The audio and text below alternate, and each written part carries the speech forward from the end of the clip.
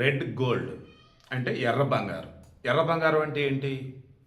మామూలుగా మీరు నమ్ముతారో లేదో pink gold, red gold, yellow gold, green gold ఇలా బంగారానికి సంబంధించి 24 క్యారెట్ గోల్డ్ ఉండేది బిస్కెట్. గణేష్ గోల్డ్ తాకట్టులో ఉన్న బంగారాన్ని విడిపించి కొనబడును. సంప్రదించండి 9966611144. దానిని 22 క్యారెట్ గోల్డ్ అన్నప్పుడు ఆభరణాలకు సంబంధించి మారుస్తారు కదా, చైను, బ్రాస్లెట్, నెక్లెస్ ఇలా రకరకాలు. అందులో కలిపి ఇంప్యూరిటీ ఉంటుంది. అంటే గట్టిగా ఉండటం కోసం మెటల్ని ఇంప్యూరిటీ కలుపుతారు. కొన్నిట్లో రాగి, కొన్నిట్లో నికెల్, కొన్నిట్లో రకరకాల సిల్వర్ ఇలా కలుపుతూ ఉంటారు. దాన్ని బట్టి కలర్ చేంజ్ అవుతూ ఉంటుంది. బట్ ఇప్పుడు నేను చెప్పే రెడ్ గోల్డ్ అసలు గోల్డ్ కాదు, కానీ రానున్న రోజులలో భవిష్యత్తులో అదే గోల్డ్ కన్నా అపురూపం కాబోతుంది. 2025 జనవరిలో కేజీ దాని యొక్క వాల్యూ అరౌండ్ 893 రూపాయలు, 873 రూపాయలు. సబ్జెక్ట్ కరెక్షన్ అరౌండ్ 793 ఎంతో. దెన్ అప్పుడు 800 వేసుకోండి ఆన్ యావరేజ్. 2026 ఈ జనవరిలో దాని వాల్యూ కేజీకి వచ్చేసి 1300 రూపాయలు. ఎంత పెరిగింది? 65 నుంచి 70% పెరిగినట్టు. సో 70%. ఇప్పుడు మార్కెట్లో వచ్చేసి అరౌండ్ 1200 నుంచి 1300 మధ్య ఉంది. అది ఏంటది? కాపర్, రాగి. బహుశా సిల్వర్ వచ్చేసి 2025, 2026 లెక్కలు తీస్తే భారీగా పెరిగింది. కానీ ఈరోజు సిచ్యువేషన్ ఎక్కడ ఉందండి? వెండి కుప్ప కూలిపోయింది. బట్ రాగి మాత్రం అలా కాదు. బయట ఫిజికల్గా అన్నప్పుడు కేజీ 2 కేజీలు మహా టన్ను కొని ఉంటాం. దేనికోసం వాడతారు ఈ రాగి? మన చుట్టుపక్కల ఉన్నప్పుడు ఏదైనా ఇంట్లో వస్తువులు చేయించుకోవడానికి, లేదన్నప్పుడు ఇంట్లో వైరింగ్కి సంబంధించి రకరకాలు. సో ఇంటర్నేషనల్ వైడ్ రాగి మీద లాభాలు గడించాలనుకున్న వాళ్ళు, దాన్ని రెడ్ గోల్డ్గా భావిస్తున్న వాళ్ళు ఎక్కడ పెడుతున్నారంటే ట్రేడింగ్లో. ఎస్పెషల్లీ అన్నప్పుడు మన భారతదేశంలో అయితే మాత్రం ఈటీఎఫ్లు అన్నప్పుడు బంగారం, వెండికి సంబంధించి ఉన్నాయి. SEBI, security and exchange board of India వాళ్ళు ఏం చేస్తున్నారంటే త్వరలో సిల్వర్ ఈటీఎఫ్లు కూడా తీసుకురాబోతున్నారు. ఇప్పుడు మన ఇండియాలో రాగి మీద పెట్టుబడులు పెట్టాలన్నప్పుడు మన డెరివేటివ్ సంబంధించి, కమోడిటీ డెరివేటివ్ సంబంధించేసి ఫ్యూచర్స్లో పెట్టవచ్చు. రాగికి సంబంధించి ఇంటర్నేషనల్ మార్కెట్లో వచ్చేసి వాళ్ళ దగ్గర ఈటీఎఫ్లు, ఈటీఎన్లను సమ్ముంటూ ఉంటాయి అనమాట. Exchange traded notes, exchange traded funds like ఈవేలో.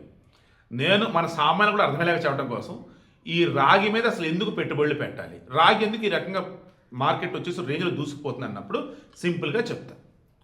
ఎప్పుడైనా సరే ఒక వస్తువుకి డిమాండ్ ఎప్పుడు వస్తుంది? ఆ వస్తువుని జనాలు వాడటం బాగా మొదలైనప్పుడు. రాగికి సంబంధించిన డిమాండ్ ఎందుకు ఉంది అంటే, ఆ రకంగా రేట్ ఎందుకు పెరిగింది అంటే 2025 సంవత్సరంలో ఈవెన్ సిల్వర్ కూడా ఇదే పరిస్థితి. 2025 సంవత్సరంలో విపరీతంగా డిమాండ్ వచ్చేసి రాగికి, సిల్వర్కి వచ్చింది. రాగికి రావడానికి మెయిన్ కారణం ఏంటంటే ఎలక్ట్రికల్ వెహికల్స్ ఉన్నాయా. మామూలుగా కారు తయారీకి సంబంధించి 1 కేజీ రాగి వాడితే ఎలక్ట్రిక్ వెహికల్స్లో 4 కేజీలు రాగి వాడాలి, అంటే 4 టైమ్స్ రాగి వాడాలి. తర్వాత సోలార్ ప్యానల్స్లో రాగి వాడతారు. బయట నెంబర్ ఆఫ్ ఇండస్ట్రీస్లో రాగి అన్నది వాడుతూనే ఉంటారు. ఇలా చెప్పుకుంటూ వెళ్ళినప్పుడు రెన్యూబుల్ ఎనర్జీ పర్పస్ అన్నప్పుడు ఖచ్చితంగా రాగి అన్నది మెయిన్ మూలకం అక్కడ. ఓకేనా? తర్వాత మామూలుగానే చూసుకుంటూ ఉన్నప్పుడు ఈ రాగిని ఎక్కువగా సప్లై చేసేది ఎవరు అన్నప్పుడు చిలీ, పెరు, ఇండోనేషియా దేశాలు. ఈ దేశాల్లో కార్మికులు వచ్చేసి ఆ సమ్మలు, ఈ సమ్మలు, అదని ఇదని చెప్పేసి ఇంటర్నేషనల్ మార్కెట్లో తగ్గట్టుగా సప్లై చేయలేకపోతున్నారు. ఈలోపు చైనా వచ్చేసి ఏం చేసింది? రా మెటీరియల్ రాగికి సంబంధించి కొనేసి శుద్ధి చేసేసి ఫైనల్ ప్రొడక్ట్ మార్కెట్లో ఇస్తుంది. ఈలోపు అమెరికా ఏం చేసింది? ఈ చైనా వాడి యొక్క కాపర్ మీద ట్యాక్సులు పెంచేసింది.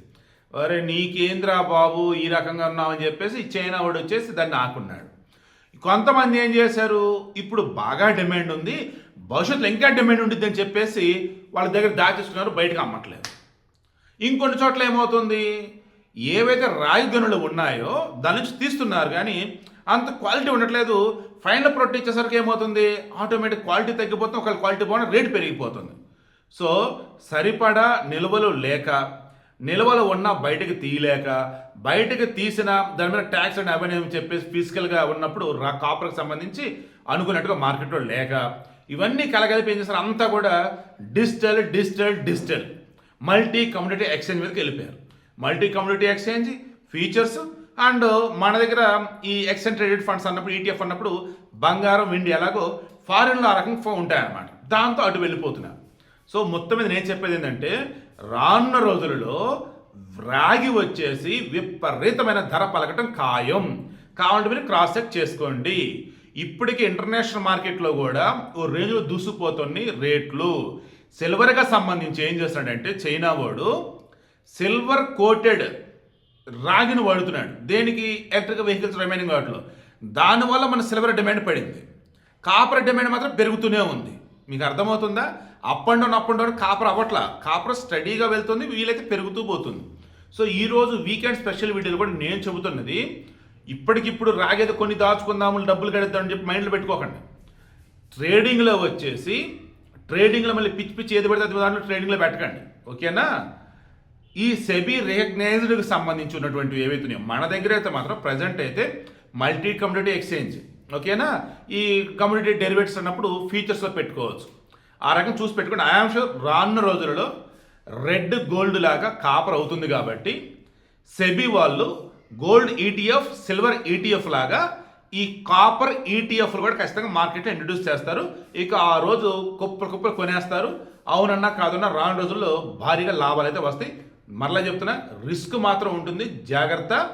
చూసి ఆలోచించి దాని మీద మీకు పూర్తి అవగాహన ఉంటేనే ఆ రకం కొనడానికి అయితే ముందుకెళ్ళండి. ఓవర్ అయితే ప్రపంచం మొత్తం మీద కూడా బంగారం, వెండి అనేది గతం, ఇక మీద భవిష్యత్ అంతా నాది అన్నట్టుగా ఈ రెడ్ గోల్డ్, కాపర్ దూసుకుపోబోతూ ఉంది.